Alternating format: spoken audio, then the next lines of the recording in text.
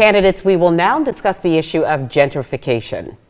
We have another question from a viewer, and this one deals with this issue. Gentrification, of course, is the displacement of working class, often African American residents of a neighborhood by people who are wealthier, sometimes by developers and sometimes by businesses.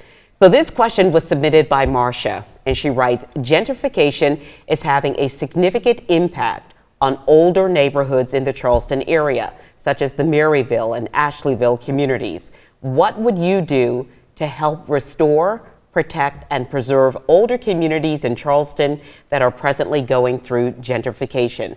And now let me be honest and clear. I know Maryville well. I grew up in that community. My family is still there. My family is also in Ashleyville, so I understand this issue. I'd like to know, first, Mr. Cogswell, how would you address this issue? What would you do to protect older neighborhoods that are experiencing gentrification? It's a great question. It's a huge issue.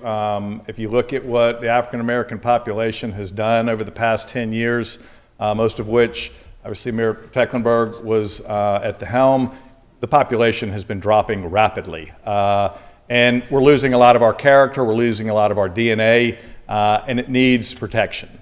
And so from my standpoint, one of the ideas, and when I spoke to the Maryville and Ashleyville Neighborhood Association, talked about the idea of a property tax cap for longtime owner-occupied residents, so that residents that have been there for a long period of time, and there are versions of the Bailey Bill all over the country that you could be utilized, and I think that the school board would sign on because they would have to agree to it because they get some of the property taxes as well as the county. But it would help keep people in their homes and protect them against rising taxes because of development happening around them. Thank you, Mr. Cogswell. Mr. Tecklenburg, the same question for you. What would you do to help protect older communities that are experiencing gentrification?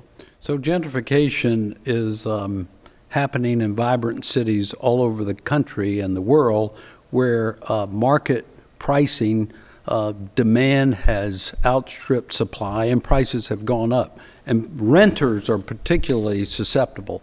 And in South Carolina, we don't have the ability by the city to have rent controls or restrictions on rental properties. We have a free property market in South Carolina. So we have to create more affordable housing.